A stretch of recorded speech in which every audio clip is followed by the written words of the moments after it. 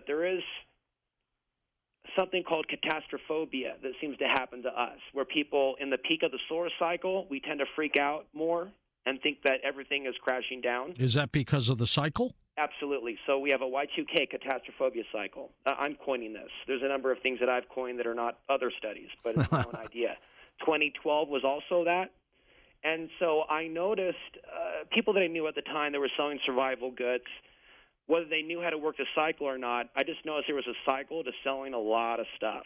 And, it's an influence over the business cycles of survival goods. And Alex, before we go to calls, tell me your thoughts more on the global powers manipulating world affairs during these cycles. So I believe that there's, just like people talk about a hypothetical room where JFK is shown to world leaders, presidents, to keep them in line. Well, I believe there's a room too, but it's more or less a room that shows humanity up on monitors with our emotional attributes being shown, monitored. I don't think the powers that be are necessarily just human. So, this is complementary to a lot of information and theories about something parasiting on us. And so it does seem that we as humans are high-energy beings, especially when the solar flares kick off, like we're emitting some sort of a light. And so I believe that we are manipulated from on high, from the unseen realms, to go in certain directions that unfortunately lead us to our souls being bound to this world. So if people could be led by the nefarious forces that be, globally, even beyond government, to do evil things, it's about entrapment. But let's step back and just look at the governments and leave the more esoteric side. There just seems to be a method to the madness with certain events happening on the timeline. Testosterone is higher in the body during peaks and geomagnetic storms. So let's say there's an agenda to get a bunch of people into a war.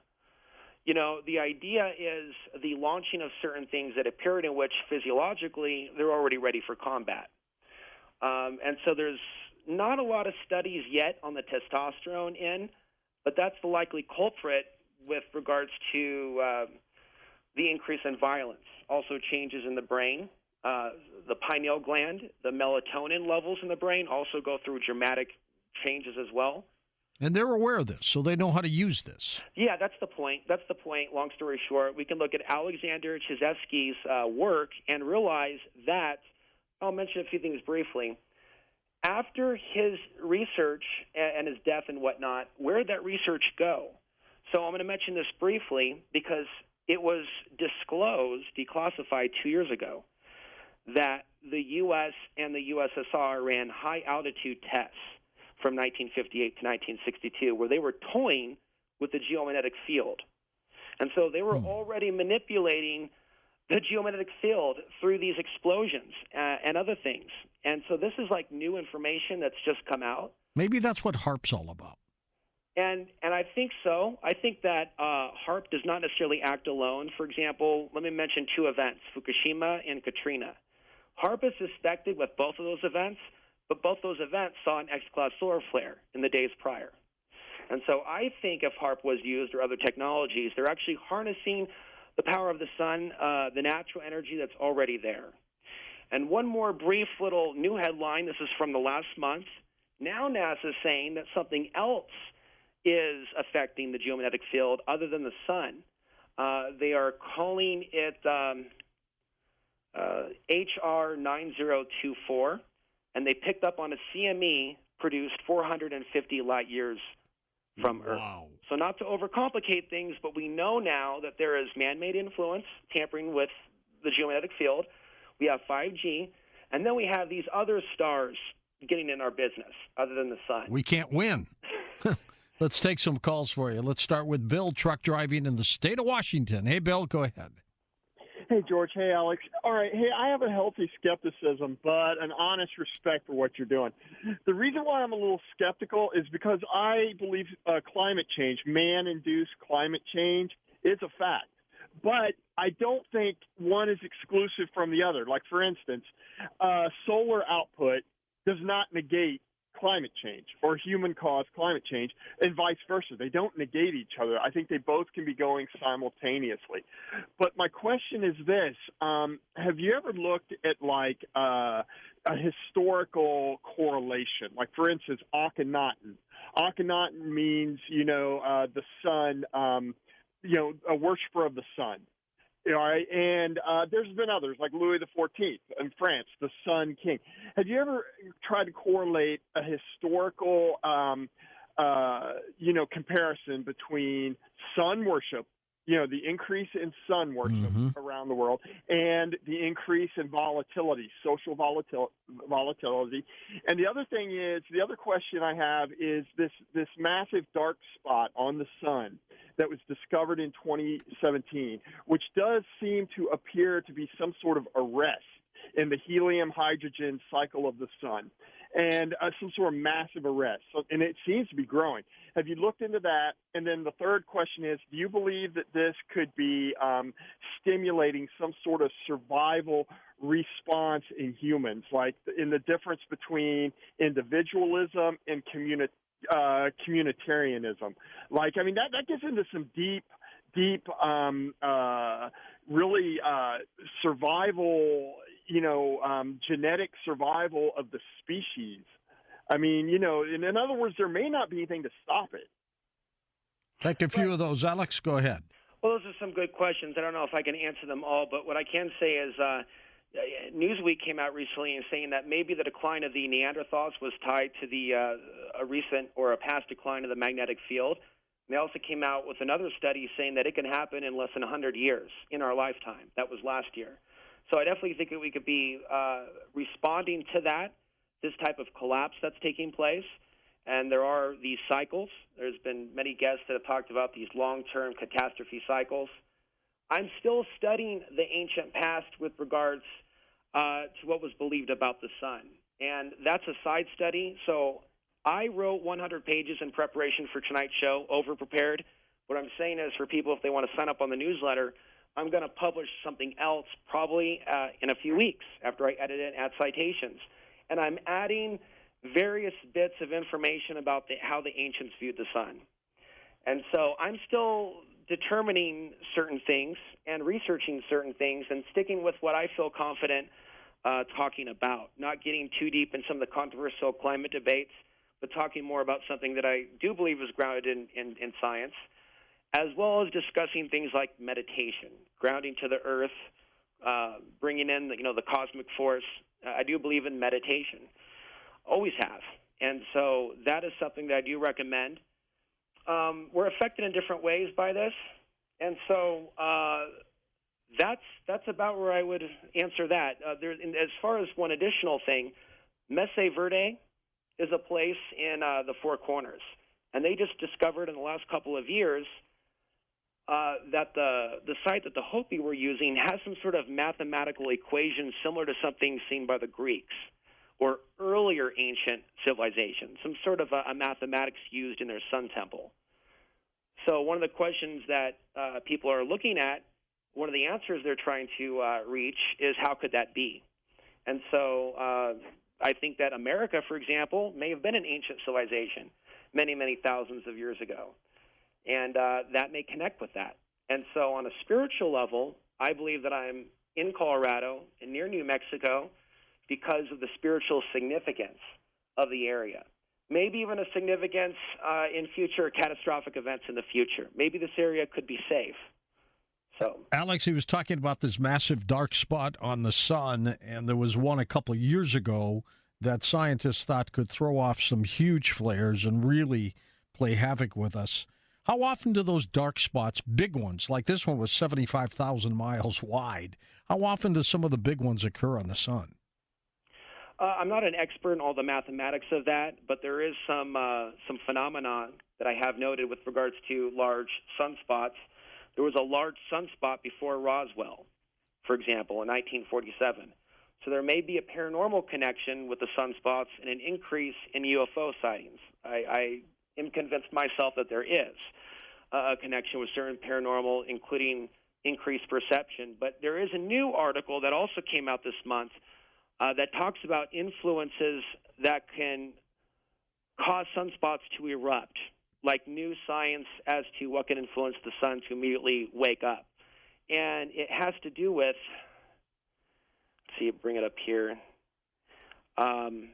Planetary orbits may explain mystery of sun's 11-year cycle. The tidal forces of Venus, Earth, and Jupiter influence the sun's 11-year cycle. And then there's other things that have been done over the years about planetary influences that can come in and cause the sun to go very active or become very active. So, how did that late Russian scientist Chizhevsky, how did he know this? How did he discover this? Well, according to the biography information available, World War I was erupting around him. He was also involved in studying the effects of ionization. So he's the founder of heliobiology. So he was into this. Yeah, he was into this, and like I said, he's still being recognized. He's recognized to this day, but he wasn't when he was alive. So it looks like he did 8 years in the Gulag and then 8 years in the coal mines. There were people that followed him. People may want to look this up. And I'm not interested in challenging anyone's religious beliefs. I'm just here to share information because, I'm convinced we are going to be going through some heavy stuff in the 2020s, and they might as well be presented with this information because the field of mental health should be aware of this. Oh, my God, yeah. It's going to be huge. So I can mention this briefly because this is really important. So hospital admissions have been documented to go up. We have a couple people that followed him. The name is Professor Raymond Wheeler from the University of Kansas. And so he confirmed the data of 2,500 years of battles, wars, and peace. Now, on the slideshows presentation, the gallery at the website, there's a chart for the last 300 years that shows where the sunspot peaks are in major developments, major wars, major battles. Key ones, the Revolutionary War. I believe that's called Sunspot Cycle 2 or 3. They started in the 1700s with their counting here in the West. 9/11 occurred during the sunspot peak. The Civil War, that period around the Carantine event, also. Yep. And so we do have documented history of these events, of this correlation. And so Raymond Wheeler was a part of the confirmation of this. There's a couple other names that come up as well, Edward Dewey. And briefly, like the 11-year on average solar cycle, but it ranges. Sometimes it's 8, sometimes it's 13. But each phase of that has kind of a definition to it. So I'll read this briefly. Number 1, a 3-year period of minimum activity characterized by passivity. Number 2, a 2-year period in which the masses begin to organize under new leaders. 3, a 3-year period of maximum excitability, revolution and war. 4, a 3-year period of gradual decrease in excitability while the masses are apathetic. So way back when, they were figuring out the general personality tone of the masses based on their studies. And without a doubt, intelligence agencies have probably been using this against us ever since. First-time caller Rye is with us in Edwardsville, Illinois. Welcome to the program, Rye. Go ahead. Oh, buenos noches, George and Alex. Hello there. Hello. Yeah, well, my first thing is I'm a sun worshiper, and I build concrete pyramids, and I paint suns on them, so I'm a big fan of the sun. All right, great. And second thing is, this is kind of off topic, but I wanted to get your opinion on it. Two of my favorite human beings of all times is Nikola Tesla and Edward Lee Scallion.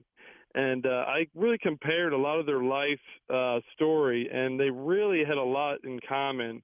And they both knew about, Mars having water on it, and I'm kind of thinking they were both probably aliens. That's just my thought on that. And the third thing was, if there is indeed a secret world government, who do you think could possibly be the leader? Could it possibly be an alien? Interesting questions. Well, let me address the Edward Lee Scallion, who developed Coral Castle down in Florida, who always claimed that he knew the secrets of how the pyramids were built. I don't think he was an alien. I just think he was somebody who had incredible knowledge of the pyramids and magnetics, and he was able to build Coral Castle by himself, but he understands sound resonance and how to move blocks of stone and everything else. In terms of Tesla, what do you think, Alex? Was Tesla an alien? Oh, I don't have a strong opinion on that either way. I don't think that we're alone in the universe, but I'm not necessarily going to indict him into anything. But what I can say is there is this period in which people definitely seem to have this. You talked about the potential for positive things to come out of this. It's the brilliance, it's the innovation, it's the technology. The other side of the war stuff, see, I think we're at our most powerful when we get hit by these blasts. And so if he had a transformation of consciousness, Tesla, based on information coming in, right, I don't discount the possibility that someone could have a brilliant moment of insight. And also, it wasn't just Chizhevsky. It was also Einstein, Velikovsky, others during the time of World War I that were doing this amazing research into the sun. And we are here now, 100 years later, repeating that renaissance. And that's going to continue this knowledge about the sun, how we're connected to it, over the course of the next few years. We're going to come back in just a moment with Alex and take final phone calls here on Coast to Coast AM. His book, Solar Maximum, his website's linked up for you at coasttocoastam.com. And don't forget his YouTube channel as well. And welcome back to Coast. Alex Ansary with us as we talk about solar maximums and solar cycles as well. And Alex, anytime there's a breaking story like this and you want to come back on, you just let us know, okay? Well, thank you. Yeah, this is probably a good time to let people know that the Iran oil tanker explosion news seems to correlate with the geomagnetic storm of June 14th. Interesting. And there's a few other geomagnetic storms in the last month. We saw a crane go down in Dallas after a freak storm came through, and it smashed through an apartment building and left hundreds of thousands of people without power. There was also a massive protest in China with 1 million people. So, yeah, there may be a place for doing updates on this. And a note to the audience, younger people that are coming up, learning statistics, there's a whole arena for people to get involved and start creating charts and showing people how these things link together. Are these affecting these cycles people's brains? Is that what it's doing? Yeah, so we didn't really get into that, but I'll mention it briefly. So they found a 60% drop in brainwave activity. It happened really quickly in the Caltech study. They did it in a controlled setting, and they happened in several hundred milliseconds, very quickly, followed by a very quick recovery. So the idea is there may be mind control application of that, consciousness application of that. Again, we're looking at it different ways. But we're talking about it showed that the brain appeared to be actively processing magnetic information and rejecting signals that are not, quote, natural. This has been referred to as a whole new sense beyond the sixth, which is called magnetoreception. And so the full paper, for those that want to look it up, is titled Transduction of the Geomagnetic Field as Evidenced from Alpha Band Activity in the Human Brain. And so how can this possibly be possible? It's called magnetite. Magnetite was discovered in the human brain in 1992, or that was the first time that it was spoken about. Prior to that, in the 60s, they figured out that migratory animals, pigeons, fish, they use the magnetic field to get around. And so there's one theory why some of them are dying, and it's because of the military sonar, whereas without that military sonar, less whales would be beached. So there's a metaphor for this that's also mentioned in the book Solar Revolution by a German author. Maybe we are like those whales that are disoriented through this technology. Otherwise, we would be having a more – all this is actually tied to evolution, and some say even genetic leaps of the DNA. Okay. And so the solar flares aren't our enemy. It's the unnatural, disharmonic technologies that are creating a situation that's not healthy. Great work. Super great. Fairbanks, Alaska we go. Hi, David. Take it away. Hi, George. It's good to talk with you again. I want to say first that you have an awesome staff there at Coast to Coast, but you know that. But I wanted to let you know. Well, thank you. I really appreciate that. And talk with them and talk with you, of course. And then, Alex, I just had a question for you. If you've ever read the philosopher, he was a priest, a Catholic priest, a Jesuit. His name was Teilhard de Chardin, and he believed in a cosmic connection between people and the earth. And he was a famous Jesuit. He was actually the inspiration for Father Merrin in The Exorcist, because William Peter Blatty was a fan of his writings. But if you haven't Heard of Teilhard de Chardin? I suggest you do, because a lot of what you're saying was in his writings, and they were from the 40s and 50s and 30s. They're controversial, but they're pretty cool. So I'll just take your answer off the air, and it's great listening. And David, let me quickly ask you, did they admonish him? Did the church admonish him at all? They did. Actually, that's a good question. They did at first, back in the early days, because they said, well, his writings are just too odd. They're too strange. But something happened, and I think it was, I don't know, maybe it was the influence of the Jesuits, I don't know. But eventually the Superior General talked to Rome, and Rome, because at first his writings had to remain private. They were told, the church authorities told the Superior General of the Jesuits, his writings had remained private because they were so controversial. But eventually, and this was before the 1960s, before Vatican II even, some permission came down and his writings were able to be shared, and maybe more so after Vatican II as well. But anyway, but at first, yes, the answer to your question is yes. And he died in 1955. His first name was Pierre Teilhard de Chardin. Yes. That's got to be him. Okay. All right. Got a few familiar at all with him, Alex? I'll have to look that up, but one thing that I can say, so we've seen also articles about the Earth responding to the sun, like responding with a blast of its own. That was early 2012. So we also have scientific articles that maybe suggest a consciousness connection between the sun and the Earth. I think that's a very interesting conversation right there, and that we're caught in the middle of it, these interesting energies. And so I think that it's possible. He was born in 1881. He came up with what was called the Omega Point, which had to do with consciousness and the universe combined. So, he was on to something. And Velikovsky and his research on collisions and cycles is also some new material that I'm going to be looking at, too. Interesting. Okay, next up, let's go to Joe, Long Island, New York. Hey, Joseph, go ahead. Yeah, hi, Alex. I have a two-part question and a speculation. It's interesting that you were saying about meditation affecting events off the planet and, say, Venus or even the sun itself, but how would I know if my meditation was actually doing that? And then with the fake news, do you think it could have branches, almost like being an octopus and going all directions and, more so even dangerous? And then my speculation would be, if the sun was, say, if we were, say, at 92 million miles from the sun instead of 93, would it be a degree warmer at the beach? Would it be 10 degrees? Do they have an idea of that, or they don't really know, or can they computer model that? I know we only have the one sun. It's not like Jodie Foster. She had two in her movie, Contact. Mm-hmm.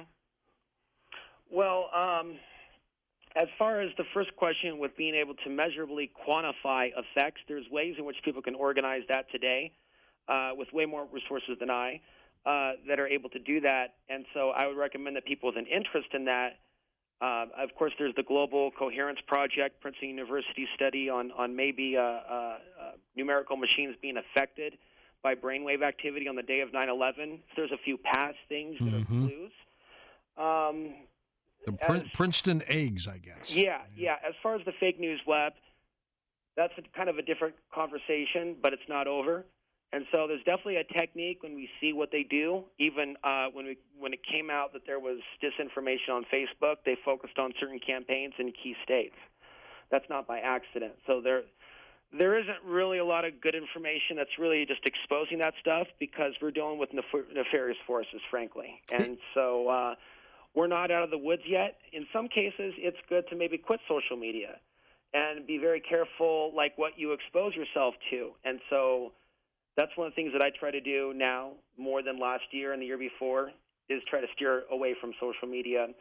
If I feel like writing something, I'll write something and post it on my article. But we need to start taking care of our health, mind, body, and spirit. As these technologies come in, at the very least, meditation is powerful to remember who we are, to tap into that inner knowledge, that power within. Trying to change the world and collective manifestation aside, we need to be able to come into center when we're dealing with other things that are trying to throw us off center. Alex, is there an intensity to these solar events where these events are just so huge, like the 9/11s? Oh, where we have a concentration where you have solar peaks, but again, solar minimums are not boring. We've seen recent events, and so when it's a quiet part of the cycle, and then things ramp up real quick, you can have riots all over again, or protests. Mm-hmm. And whether it's positive or negative, that's a matter of our opinion, placing judgment on the expression of that. So it's like the sun amplifies everything, simply said. So if we're already steeped in something negative, it's going to boost that. If we're doing something positive, if we're working out, there's going to be some positive results there as well. So I think there's a war for our mind, in particular, when we see an increase in sunspots, because we're at our most powerful. So something out there in this world is trying to use our instincts against us. Now, I'm not really knowing how I'm going to be able to prove that to the world. I don't think I need to. I have just set my soul free. I have suffered the last 10 years with this information. I've dealt with horrible things. This has not resulted in a positive, happy, shiny. This has not been good for you. This has been bad for me. Well, this incredible audience gets it, Alex. Yeah. They sure do. Let's go to JW in Arkansas. Welcome to the show. Hi, JW. Hey, good evening, George. Hey. I am an every night listener, but a very rare caller. But the gentleman you have on tonight, I don't know if genius is the right word, but just being in touch with some things that, as a half Native American, they're really important to me. My question revolves around Nazi Germany and a symbol that they took. Now, I'm Cherokee, but my brothers to the west used to make rugs that had swastika symbols in them because it was a symbol of the sun. Yeah, I mean, the swastika, until the Nazis took the swastika, it was a very well-known image and symbol. And it was powerful. It was a powerful thing because the sun, all through the Native American culture, was just, it was so important because it represented life and growing and that sort of thing. But my question is, how did they corrupt that? How did they take something that meant life and turn it into something that meant evil? How did they do that? And I've researched it for since the middle 70s, and I still have not had any kind of answer that even gets close to let me understand that. And I'm hoping that Alex, who is this is a fantastic program, by the way, and Alex, I'll be looking at your work, but my goodness, how did they do that? It was by association. Alex, what they did is they took this symbol that was not negative by any means, and once the Nazis took over and started using it as their logo, basically, they corrupted it, unfortunately. Yeah, and I see how Hollywood and pop culture capitalizes on solar deity, even solar hero, maybe mythos that's embedded within our collective consciousness. I see that with the new Marvel movies and all the ads for that. It's just obvious solar symbolism. And so our world is filled with it. And I think there's a lot of bad energy that comes with people that use these sun symbols for destruction. So that's actually an idea that I'm thinking about more of. I think that we're in a period in time in which elements of history are mirroring themselves, including the misuse of certain symbols. It's happening again. There's a rise in interest in the cult, and we have to work to protect ourselves. And it's a pretty important issue. Alex Ansary with us. His book is called Solar Maximum. We didn't talk about where you can get your book, Alex. So that could be found at Amazon. There's a link at otbtv.net. I've been living off the grid for a couple of years. One of the things that I'd like to do is next work on an autobiography, how I came to all of my ideas, and looking at the possibility of travel or moving if the right opportunities present themselves. Where would you go? I'd like to see elements of America before the 5G rollout, maybe Northern California. I feel that I need to do some healing, and I need to take the information to the next level. And that's the goal. And so a lot of things that came up tonight from the audience, these are levels of research that can keep me busy the rest of this lifetime. And I'm looking forward to it. Let's squeeze in one more quick call. Eric's with us in Wisconsin. Go ahead, Eric. Hi, Alex. Hey, Eric. I'm your supporter. I'm your Patreon from Wisconsin. So yeah, you are so happy to hear you on Coast to Coast, and you are definitely setting the airwaves on fire. Wow, congratulations for making it on to Coast as a caller. That's a pretty amazing feat. Thank you for calling in. Oh, yeah. So Yeah, the question that I have for you is, have you tried to correlate the solar cycles with, like, say, some other well-known secular cycles, such as the Strauss-House cyclical? 1 minute to go, Alex. No, but you can send me a link on that. I'll take a look, and I will continue adding information and documentation and new studies to solarmaxnews.com. Thanks, Eric. Wish we had more time, but the clock is ticking. But seriously, Alex, you've done a great job, and whenever there's breaking news that fits your expertise, give us a call and come back to us and pop on the air. We do a lot of news segments where we do quick interviews with specialized guests on breaking stories. You'd be perfect for that. That's a great idea. Thank you. Okay, and give out your favorite websites again, and then how can people see you on YouTube? Okay, so they can look me up on YouTube, youtube.com/OTBTV news, and also OTBTV.net. YouTube's been kind of rough to a lot of us, so there's a Patreon page. I'm going to keep going regardless and be focusing more on the solar sciences. Super. Thanks, Alex. You take care. Up next, investigative mythologist William Henry joins us. We're going to be talking about a lot of subjects with William, and, of course, the last hour, it's interactive. We take your calls.